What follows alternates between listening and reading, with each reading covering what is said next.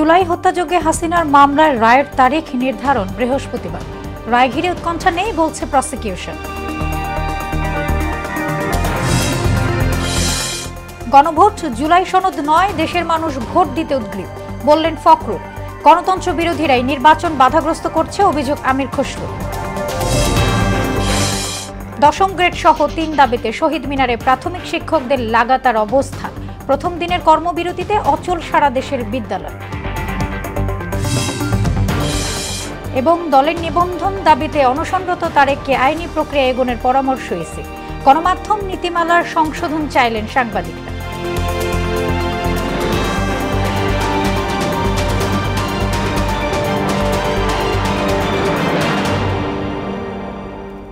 আসসালামু আলাইকুম, সবাইকে মোহনা সংবাদে স্বাগত। শুনছিলেন শিরোনাম, আর পুরোটা সংবাদ জুড়ে আছে আমি সোনিয়া ইসলাম। এবারে বিস্তারিত। জুলাই হত্যাযজ্ঞ মামলায় হাসিনা কামাল গংদের রায় ঘিরে প্রসিকিউশন উদ্বিগ্ন নয় বলে জানালেন প্রসিকিউটর গাজী MH তামিম। চলতি মাসের 13 তারিখে সাবেক প্রধানমন্ত্রী শেখ হাসিনার মামলার রায়ের তারিখ নির্ধারণ হবে বলেও জানান তিনি। এদিকে জুলাই আন্দোলনের রাজধানীর চাংখারপুলে 6 হত্যা মামলায় ডিএমপির সাবেক কমিশনার হাবিবুর রহমান সহ 8 জনের বিরুদ্ধে 14 দিনে সাক্ষ্য গ্রহণ শেষ হয়েছে। 12 নভেম্বর এই মামলার পরবর্তী সাক্ষ্যের দিন ধার্য করেছেন ট্রাইব্যুনাল। মেজবা রহমানের রিপোর্ট। জুলাই আন্দোলনে মানবতা বিরোধী অপরাধের মামলায় সাবেক প্রধানমন্ত্রী শেখ হাসিনা ও সাবেক স্বরাষ্ট্রমন্ত্রী আসাদুজ্জামান খান কামাল সহ 3 জনের রায় এখন ট্রাইব্যুনালের আলোচনার কেন্দ্রবিন্দু। কবে এই মামলার রায় আসবে তা নিয়ে নানা মনে গুঞ্জন থাকলেও রোববার তা স্পষ্ট করেছেন অপরাধ ট্রাইব্যুনালের প্রসিকিউটর গাজী MH তামিম। এবার ট্রাইব্যুনাল রায়ের তারিখ নির্ধারণের জন্য একটি তারিখ রেখেছেন। তিনি জানান এ মাসের 13 তারিখে এই মামলার রায়ের তারিখ নির্ধারণ হবে। যে সাবেক প্রধানমন্ত্রী শেখ হাসিনার মামলার রায়ের তারিখ নির্ধারণ হবে এ মাসের 13 তারিখে। তার জন্য প্রসিকিউশনের প্রস্তুতি কিছু নেই, প্রসিকিউশন কোনো অনিরাপত্তা বোধও করছে না। এর রায় ঘিরে সম্ভাব্য রাজনৈতিক উত্তাপের বিষয়ে প্রসিকিউটর বলেন, রাজনৈতিক দলগুলোর কর্মসূচি নিয়ে প্রসিকিউশন উদ্বিগ্ন নয়। রাজনৈতিক দলগুলো তারা রাজনৈতিক কর্মসূচি গ্রহণ করবেন, রাষ্ট্রের বা সরকারের আইন শৃঙ্খলা বাহিনী সেটার জন্য যথাযথ ব্যবস্থা গ্রহণ করবেন। প্রসিকিউশনের সাথে এই রাজনৈতিক কর্মসূচি বা আইন শৃঙ্খলা নিয়ন্ত্রণের কোনো সম্পর্ক নাই। এদিন পেশাগত আচরণ ও স্বার্থের দ্বন্দ্ব এড়াতে সেনা কর্মকর্তাদের পক্ষে থাকা গুমের 2টি মামলা ও রামপুরায় 28 জনকে হত্যার মামলায় নিজেকে প্রত্যাহার করে নেন আইনজীবী ব্যারিস্টার M সরোয়ার হোসেন। কোর্টের অনুমতি ছাড়া, ট্রাইব্যুনালের অনুমতি ছাড়া ওকালতনামা প্রত্যাহার করার সুযোগ নাই। আজকে আবেদনের মাধ্যমে মাননীয় ট্রাইব্যুনালে আমার নাম প্রত্যাহার করার জন্য আবেদন করেছি। মাননীয় ট্রাইব্যুনাল সেই আবেদন গ্রহণ করেছেন। এদিকে 12 নভেম্বর চাংখারপুলে 6 হত্যা মামলার পরবর্তী সাক্ষ্যের দিন নির্ধারণ করেছেন ট্রাইব্যুনাল। মেজবা রহমান, মোহনা সংবাদ, ঢাকা। ফেব্রুয়ারির প্রথমার্ধে নির্বাচন আয়োজনে সরকার বদ্ধপরিকর বলে জানিয়েছেন আইন উপদেষ্টা আসিফ নজরুল। এ নিয়ে শঙ্কার কিছু নেই বলে উল্লেখ করেন তিনি। সকালে রাজশাহীর চিফ জুডিশিয়াল ম্যাজিস্ট্রেট আদালত ভবনে বিচারকদের সাথে মতবিনিময়কালে তিনি এসব কথা বলেন। এক বিচারকের জায়গায় আদালতে 3 বিচারক দেয়া হচ্ছে উল্লেখ করে উপদেষ্টা বলেন, এতে আদালতে মামলা জট কিছুটা কমবে। বিচার ব্যবস্থার সংস্কারে সরকার নানা উদ্যোগ নিচ্ছে বলেও জানান তিনি। লিগ্যাল এইডের ক্ষেত্রে একটা বিরাট পরিবর্তন এনেছি, যে আইনগত সহায়তা নেওয়া বাধ্যতামূলক করেছি। অনেক ক্ষেত্রে একজন বিচারকের জায়গায় 3 জন বিচারক দিচ্ছি, যাতে আদালতে মামলার চাপ কমে। তো আমরা এই আইনগত সংস্কার এগুলি আপনার খুব ইমিডিয়েটলি এটার ইম্প্যাক্ট দেখা যায় না, কিন্তু আলটিমেটলি মানুষের অনেক উপকার হবে। মামলার খরচ ঝামেলা এগুলি খুব কমে যাবে। আমরা সরকারের পক্ষ থেকে ফেব্রুয়ারির প্রথমার্ধে জাতীয় সংসদ নির্বাচন আয়োজন করার ব্যাপারে বদ্ধপরিকর। নির্বাচন বাধাগ্রস্ত করতে একটি মহল দেশে সংকট সৃষ্টির নাটক করছে বলে অভিযোগ করেছেন বিএনপির মহাসচিব মির্জা ফখরুল ইসলাম আলমগীর। তবে সাধারণ মানুষ এসব নাটক বিবেচনায় না নিয়ে ভোট দিতে উদ্গ্রীব বলেও দাবি করেন তিনি। আর যারা নির্বাচন বাধাগ্রস্ত করার চেষ্টা করছে তারা গণতন্ত্র চায় না বলে মন্তব্য করেছেন বিএনপির স্থায়ী কমিটির সদস্য আমির খসরু মাহমুদ চৌধুরী। রোববার আলাদা অনুষ্ঠানে তারা এসব কথা বলেন। তানজিদ ভুঁইয়ার প্রতিবেদন। রিপোর্টার্স ইউনিটি মিলনায়তনে আগামীর উন্নত জাতি গঠনে দিক নির্দেশনামূলক সুপারিশ শীর্ষক বইয়ের মোড়ক উন্মোচন অনুষ্ঠানে বইটির বিভিন্ন দিক তুলে ধরেন লেখক। দেশের মানুষের দ্বারা এতে যোগ দিয়ে শেখ হাসিনা বিদায়ের পরও অনেকের মধ্যে অগণতান্ত্রিক আচরণ রয়ে গেছে বলে অভিযোগ করেন বিএনপির স্থায়ী কমিটির সদস্য আমির খসরু মাহমুদ চৌধুরী। বাংলাদেশের স্বাধীনতার কৃতিত্ব নিয়েছিল শেখ হাসিনা, তার পরিবার, তার দল, মুক্তিযুদ্ধের সব কৃতিত্ব কোথায় গেছে বাংলাদেশ? ওই কৃতিত্ব নিতে গিয়ে তো বাংলাদেশকে ধ্বংস করে দিয়েছে।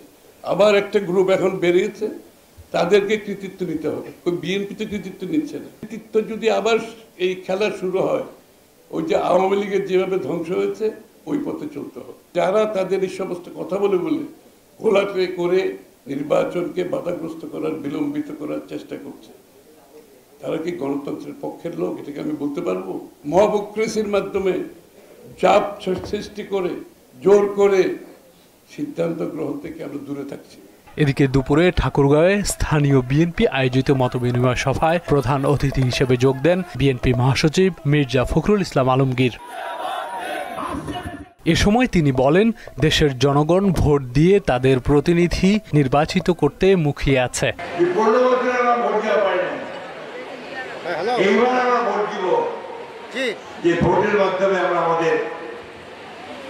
পরবর্তী সরকার পার্লামেন্ট গঠন করব। যেটা রাজি হব সেটাই শুধু আসবে, যেটা রাজি হব না সেটা পার্লামেন্টে যাবে। পার্লামেন্টে গিয়ে আপনারা তর্ক বিতর্ক হবে, ভোটাভুটি হবে, সেখানে পাস হবে। কিছু লোক পিআর, গণভোট ও জুলাই সনদ সহ নানা ইস্যু জনগণের উপর চাপিয়ে দিতে চায় বলেও অভিযোগ করেন বিএনপি মহাসচিব। গণভোট, সনদ এসবকে আমরা বুঝি, এগুলো বোঝে সমস্ত উপরতলা থেকে কিছু লোক আসছে,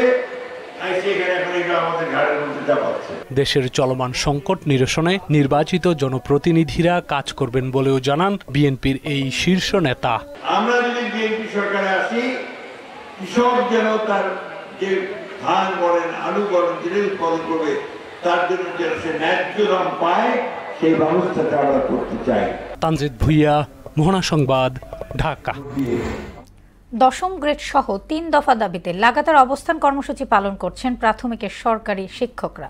দাবি মানা না হলে আন্দোলন চালিয়ে যাওয়ার হুঁশিয়ারিও দেন তারা। জাতীয় শহীদ মিনারের সমাবেশ থেকে এমন হুঁশিয়ারি দেন তারা। এদিকে চলমান আন্দোলনে আটক 5 শিক্ষককে দুপুরে ছেড়ে দেওয়া হয়। বিস্তারিত সুরাই মনির রিপোর্টে। শনিবার শাহবাগে প্রাথমিকের সহকারী শিক্ষকদের শান্তিপূর্ণ কর্মসূচিতে পুলিশি হামলার প্রতিবাদে দেশজুড়ে কর্মবিরতির ডাক দেয় তারা। সকাল থেকেই আন্দোলনকারীরা কেন্দ্রীয় শহীদ মিনারে জড়ো হয়ে বিক্ষোভ প্রকাশ করেন। তারা জানান, শিক্ষক পরিচয় থাকা সত্ত্বেও ৩য় শ্রেণীর কর্মকর্তা হিসেবে অন্তর্ভুক্তি এবং দীর্ঘদিনের বেতন বৈষম্যের কারণে তারা এই বিক্ষোভে অংশ নিয়েছে। বৈষম্যহীন সরকারের কাছে আমাদের বৈষম্য দূর করার জন্য আমরা সেই দাবি আদায় নিয়ে এখানে এসেছি। এশিয়ার মধ্যে সবচেয়ে কম বেতন প্রোভাইড করা হয় বাংলাদেশের শিক্ষকদের, যেখানে নামে মাত্র বেতন প্রোভাইড করা হয়। কোন যোগ্যতার ভিত্তিতে আমাদের এখনো 13তম গ্রেডে রেখে দিয়েছেন সেটা আমি আমাদের শিক্ষা উপদেষ্টার কাছে এবং জাতির কাছে জানতে চাই। আমি যে শিক্ষকের কাছে শিক্ষা অর্জন করে শিক্ষক হয়েছি, সেই শিক্ষকও যে জায়গায় আছে আজ 20 বছর 25 বছর পরে আমিও সেই একই পদমর্যাদায় আছি। এই দাবি যতক্ষণ পর্যন্ত সরকার না মেনে নেবে ততক্ষণ পর্যন্ত আমাদের অবস্থান চলবে এবং সারা বাংলাদেশের সকল শিক্ষা প্রতিষ্ঠানের সকল কার্যক্রম অনির্দিষ্টকালের জন্য বন্ধ থাকবে। আইন শৃঙ্খলা বাহিনীর আক্রমণে কয়েকজন শিক্ষক আহত হন বলে অভিযোগ করেন তারা। ওনাদের সাথে আমরা সুন্দর ব্যবহার করেছি, কিন্তু ওনারা হঠাৎ করে এসে আমাদেরকে আক্রমণ করলো। 200 শতাধিক শিক্ষক অসুস্থ অবস্থায় আছেন, তার মধ্যে কয়েকজনের মুমূর্ষু অবস্থা। আমরা হাতিয়ার লয়ে গেছি কলম, আমরা কলমের পরিবর্তে গোলাবর্ষণ আমাদের উপর ঝাঁপিয়ে পড়ে। আন্দোলনকারীরা জানান, 3 দফা দাবি পূরণ না হওয়া পর্যন্ত তাদের কর্মসূচি অব্যাহত থাকবে। সামনে বার্ষিক পরীক্ষা ও আসন্ন প্রাথমিক বৃত্তি পরীক্ষা থাকলেও তা না নেয়ার সিদ্ধান্তে অনড় রয়েছেন তারা। শিক্ষকরা সরকারের কাছে প্রাথমিক সহকারী শিক্ষকদের 10ম গ্রেডে উন্নীতকরণ সহ দাবি বাস্তবায়নের সুস্পষ্ট ঘোষণা চান। আমরা অনতি বিলম্বে প্রাথমিক ও গণশিক্ষা উপদেষ্টার পদত্যাগ দাবি করছি এবং শান্তিপূর্ণ সমাবেশে যারাই বর্বরোচিত হামলা চালিয়েছে তাদেরকে আইনের আওতায় এনে দ্রুত দৃষ্টান্তমূলক শাস্তির দাবি করছি। তারা জানান, দাবি পূরণ না হওয়া পর্যন্ত আন্দোলন আরও জোরদার করা হবে। সুরাইয়া মুন্নি, মোহনা সংবাদ, ঢাকা। এদিকে 3 দফা দাবি এবং শাহবাগে পুলিশি হামলার প্রতিবাদে সব সরকারি প্রাথমিক বিদ্যালয়ে অনির্দিষ্টকালের কর্মবিরতি শুরু করেছেন সহকারী শিক্ষকরা। ফলে সারা দেশের প্রায় 65,000-এর বেশি বিদ্যালয়ে পাঠদান বন্ধ হয়ে গেছে। শিক্ষকদের চলমান কর্মবিরতি নিয়ে প্রতিনিধিদের পাঠানো প্রতিবেদনে জানাচ্ছেন সিফাত রহমান জেসি বিস্তারিত। 10ম গ্রেড সহ 3 দফা দাবি আদায় ও শাহবাগে পুলিশি হামলার প্রতিবাদে দেশের সব সরকারি প্রাথমিক বিদ্যালয়ে অনির্দিষ্টকালের কর্মবিরতি পালন করছেন সহকারী শিক্ষকরা। কেন্দ্রীয় কর্মসূচির অংশ হিসেবে ময়মনসিংহে শুরু হয় এই কর্মসূচি। বিভিন্ন প্রতিষ্ঠানের শিক্ষার্থীরা উপস্থিত থাকলেও পাঠদান হয়নি। খুলনার বিভিন্ন প্রাথমিক বিদ্যালয়ে শিক্ষকরা প্রতিষ্ঠানে উপস্থিত হলেও কেন্দ্রীয় শিক্ষক সংগঠনের সঙ্গে একাত্মতা প্রকাশ করেন। সারা দেশের মতো বরিশালের বিভিন্ন বিদ্যালয়ের শিক্ষকরাও কর্মবিরতি পালন করেন। রোববার সকাল থেকে তাদের কর্মসূচি শুরু হয়। নওগাঁ জেলাতে অনির্দিষ্টকালের জন্য কর্মবিরতি পালন করেন সরকারি প্রাথমিক বিদ্যালয়ের সহকারী শিক্ষকরা। শিক্ষকদের উপর পুলিশি হামলার নিন্দা ও প্রতিবাদ জানিয়ে রংপুরের প্রাথমিক বিদ্যালয়ের শিক্ষকরা কর্মবিরতি পালন করেন। তবে দেশব্যাপী ঘোষিত সরকারি প্রাথমিক বিদ্যালয় কর্মবিরতির আহ্বান বগুড়ায় তেমন প্রভাব ফেলেনি। জেলার অধিকাংশ বিদ্যালয়ের শিক্ষকরা শ্রেণী কার্যক্রম পরিচালনা করেছেন এবং শিক্ষার্থীদের উপস্থিতিও তুলনামূলক ভালো। এদিকে রাজশাহী এবং পিরোজপুরেও কর্মবিরতি পালন করেন সরকারি প্রাথমিক বিদ্যালয়ের সহকারী শিক্ষকরা। সিফাত রহমান জেসি, মোহনা সংবাদ। নিজ রাজনৈতিক দলের নিবন্ধনের দাবিতে অনশনরত তারেক রহমানকে সচিবালয়ে আবেদনের পরামর্শ দিয়েছে ইসি। দুপুরে নির্বাচন ভবনে এক ব্রিফিংয়ে এই কথা জানান ইসির সিনিয়র সচিব আক্তার আহমেদ। আইনি পথে কমিশনের কাছে প্রস্তাবনা এলে তা বিবেচনার আশ্বাস দেন তিনি। এদিকে সকালে প্রধান নির্বাচন কমিশনার এএমএম নাসির উদ্দিনের সঙ্গে সাক্ষাৎ করে গণমাধ্যম নীতিমালা সংশোধনের দাবি জানান সাংবাদিক সংগঠনের প্রতিনিধিরা। এমআরসাদের রিপোর্ট। রোববার সকালে প্রধান নির্বাচন কমিশনারের সঙ্গে সাক্ষাৎ করেন বিজেসি এবং আরএফইডি সহ কয়েকটি সাংবাদিক সংগঠনের নেতারা। এ সময় সাংবাদিকদের বিভিন্ন দাবি দাওয়া তুলে ধরেন তারা। আমাদের সুপারিশমালাগুলো তার হাতে আমরা তুলে দিয়েছি। সে বেশ কয়েকটি সংশোধনীর প্রস্তাব করেছি। আমরা বিশেষ করে উল্লেখ করেছি যে নির্বাচন কেন্দ্রে ঢোকার পরে প্রিজাইডিং অফিসারকে অবহিত করার একটা কথা বলা আছে, তারপরে আমরা কাজ শুরু করতে পারবো। আমরা বলেছি আমরা আইডি কার্ড বা পরিচয়পত্র পাওয়ার পরে কেন প্রিজাইডিং অফিসারকে অবহিত করতে হবে। এই নীতিমালা শুধু সংসদ নির্বাচনের জন্য না, এটা স্থানীয় সরকার নির্বাচনের জন্য প্রযোজ্য হবে। এখনকার সিনারিও তখনকার সিনারিওর মধ্যে পার্থক্য থাকতে পারে, সুতরাং এটা অনতিবিলম্বে যেন সংশোধনী আনা হয় এবং সেটা সাংবাদিকদের জন্য উন্মুক্ত করা হয়। পরে বিকেলে সাংবাদিকদের সঙ্গে কথা বলেন ইসির সিনিয়র সচিব আক্তার আহমেদ। নির্বাচন ভবনের সামনে অনশনরত তারেক রহমানের বিষয়ে কথা বলেন তিনি। অ্যাপিল করতে পারেন এবং ঘাটতি যেগুলো আছেন সেগুলো পূরণ করে দিতে পারেন।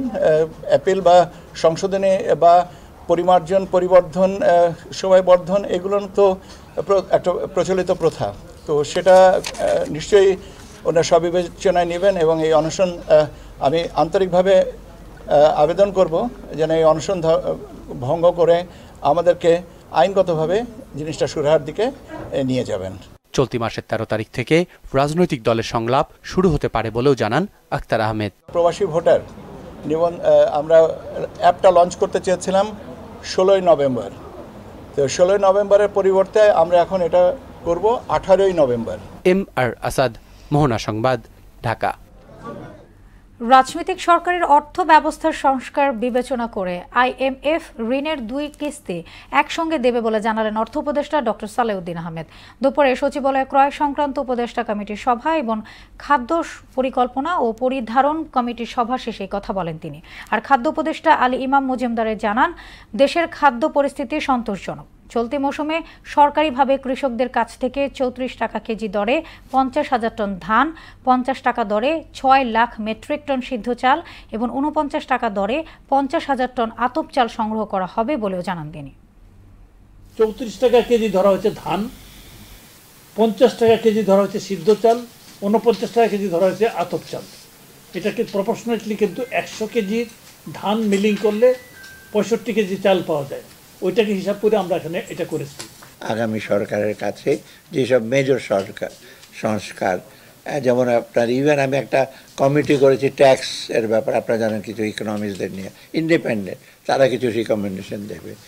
আর একটা পে কমিশনের ব্যাপার আছে, সেটা আমরা এখন কিছু বলতে পারি না, কারণ ওটা দেখা যাবে কি এটা কতদূর যায়। আগামী সরকারই হয়তো সেটা এসে করতে পারে। এক সপ্তাহের মধ্যে দাম না কমলে পেঁয়াজ আমদানি করা হবে বলে জানিয়েছেন বাণিজ্য উপদেষ্টা শেখ বশিরউদ্দিন। বিকেলে সচিবালয়ে এক ব্রিফিংয়ে তিনি বলেন, এখনই আমদানির অনুমতি দিলে বাজার ধস নামবে, সেটা সরকার চায় না, কিছুটা অপেক্ষা করে আমদানির সিদ্ধান্ত নেবে সরকার। এ সময় একাধিক কারণে পেঁয়াজের দাম বেড়েছে উল্লেখ করে কিছুদিনের মধ্যেই বাজার স্থিতিশীল হবে বলেও আশা জানান উপদেষ্টা। এই সপ্তাহের মধ্যে স্বাভাবিক অবস্থায় ফেরত না আসে, আমরা আমদানি দিয়ে বাজার ব্যবস্থায়, সরবরাহ ব্যবস্থায় যোগানের উন্নতি ইনশাল্লাহ ঘটাবো। সামগ্রিকভাবে এইটুকু বলতে পারি, আমরা যে আমাদের পেঁয়াজের বর্তমান যে মূল্য, আমরা এটাকে দৃষ্টি রাখছি। আমাদের কাছে 2800 আইপির আবেদন আছে। আমরা এই 2800 আইপির যদি 10%ও ছেড়ে দিই, তাহলে বাজারে আমাদের জানা মতে যে আমাদের স্থলবন্দরের ওই পারে প্রচুর পেঁয়াজ মজুদও করা হয়েছে। সো আমরা যদি এখন ছেড়ে দিই, বাজার স্বাভাবিকভাবে ধস নামবে। দুর্নীতিমুক্ত সমাজ গঠনে নিজেদের মানসিকতা পরিবর্তনের পাশাপাশি নিজের ঘর থেকে শুদ্ধি অভিযান শুরু করতে হবে বলে মন্তব্য করেছেন দুদক কমিশনার মিয়া মোহাম্মদ আলী আকবর আজিজি। সকালে পঞ্চগড় সরকারি অডিটোরিয়ামে দুদক সমন্বিত কার্যালয় এবং জেলা দুর্নীতি প্রতিরোধ কমিটি আয়োজিত গণশুনানিতে একথা বলেন তিনি। এর আগে বিভিন্ন দপ্তর এবং দায়িত্বশীল ব্যক্তিদের বিরুদ্ধে উত্থাপিত 181 অভিযোগের মধ্যে 151টি আমলে নেয় দুদক। জেলার সকল সরকারি সেবাদাতা দপ্তরগুলোর দপ্তর প্রধান সহ কর্মকর্তা কর্মচারীরা উপস্থিত থেকে অভিযোগের জবাব দেন। বিএনপির ভারপ্রাপ্ত চেয়ারম্যান তারেক রহমানের উপর নির্মিত গানের অ্যালবাম আদর্শ নেতার ভিডিও উদ্বোধন করেছে বাংলাদেশ জাতীয়তাবাদী সামাজিক সাংস্কৃতিক সংস্থা জাসাস। সকালে ঢাকা রিপোর্টার ইউনিটি মিলনায়তনে এর উদ্বোধন করেন জাসাসের আহ্বায়ক হেলাল খান। এ সময় তিনি বলেন, নির্বাচন ঘনিয়ে আসতে একটি মহল বিশৃঙ্খলা সৃষ্টির পায়তারা করছে। নির্বাচন কেন্দ্রিক ষড়যন্ত্র মোকাবেলায় অতীতের মতোই সাংস্কৃতিক কর্মীরা রাজপথে থাকবে বলেও জানান তিনি।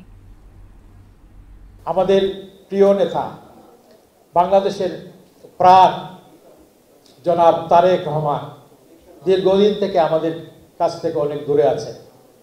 সময় এসে গেছে তিনি আমাদের মধ্যে চলে আসবেন। জাসাসের এটা প্রথম প্রয়াস। তিনি দেশে আসছেন, সে উপলক্ষে স্বাগত জানিয়ে আমাদের এই নিবেদন, আজকের এই আদর্শ নেতা মিউজিক ভিডিও। নির্বাচন যত ঘনিয়ে আসছে, দেশে বিদেশে আমাদের বিরুদ্ধে ষড়যন্ত্র চলছে এবং চলবে, সেজন্য আমাদেরকে লক্ষ্য রাখতে হবে, সজাগ থাকতে হবে। রাজধানীর বাংলাদেশ মেডিকেল বিশ্ববিদ্যালয়ে বিএমইউতে অনুষ্ঠিত হয়ে গেল ইন্টারন্যাশনাল স্ট্রোক কনফারেন্স। এতে যোগ দেন দেশ বিদেশের বিশেষজ্ঞ চিকিৎসকরা। স্ট্রোক প্রতিরোধে সচেতনতা বৃদ্ধি সহ এ বিষয়ে তথ্য আদান প্রদানই ছিল এই সম্মেলনের মূল লক্ষ্য। অনুষ্ঠানে প্রধান অতিথি ছিলেন বিএমইউর ভিসি অধ্যাপক মোহাম্মদ শাহিনুল আলম। তিনি বলেন, দেশে সংক্রামক ব্যাধির চেয়েও অসংক্রামক ব্যাধিতে মানুষ বেশি আক্রান্ত হচ্ছে। এর মধ্যে হৃদরোগ, ক্যান্সার, ডায়াবেটিস ও স্ট্রোকের মতো রোগের আক্রান্তের হার তুলনামূলক বেশি। এসব রোগ থেকে বাঁচতে সকলকে সচেতন হওয়ার পরামর্শ দেন মোহাম্মদ শাহিনুল আলম। উদ্ভাবন, নীতি ও সহযোগিতা কেন্দ্র করে অনুষ্ঠিত হয়ে গেল ফিনটেক সামিটের পঞ্চম আসর। রাজধানীর একটি হোটেলে মাস্টারকার্ড ও প্রাইম ব্যাংকের যৌথ আয়োজনে এই সামিটের প্রতিপাদ্য ছিল future of fintech, digital, decentralised ও ডেমোক্রেটাইজ। দিনব্যাপী এই সম্মেলনে ব্যাংকিং, আর্থিক সেবা, ফিনটেক, প্রযুক্তি, বিনিয়োগ, নিয়ন্ত্রণ সংস্থা, স্টার্টআপ উদ্যোক্তা এবং গবেষক, নীতি নির্ধারক ও একাডেমিক গবেষকরা অংশগ্রহণ করেন। সম্মেলনে প্রধান অতিথি ছিলেন আইসিটি সচিব শীষ হায়দার চৌধুরী।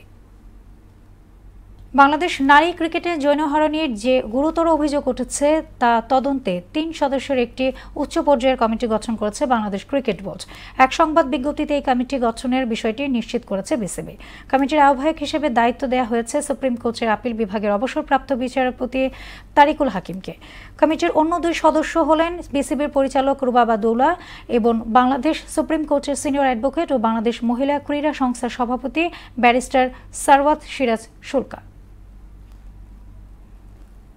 শেষ করব মোহনা সংবাদ, যাবার আগে শিরোনামগুলো আরও একবার।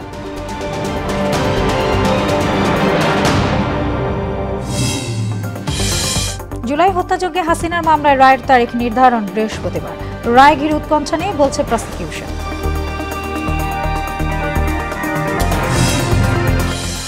গণভোট জুলাই সনদ নয়, দেশের মানুষ ভোট দিতে উদ্গ্রীব বললেন ফখরুল। গণতন্ত্র বিরোধীরাই নির্বাচন বাধাগ্রস্ত করছে, অভিযোগ আমির খসরু। 10ম গ্রেড সহ 3 দাবিতে শহীদ মিনারে প্রাথমিক শিক্ষকদের লাগাতার অবস্থান। প্রথম দিনের কর্মবিরতিতে অচল সারা দেশের বিদ্যালয়। এবং দলের নিবন্ধন দাবিতে অনশনরত তারেককে আইনি প্রক্রিয়ায় এগোনোর পরামর্শ ইসির। গণমাধ্যম নীতির সংশোধন চাইলেন সাংবাদিক।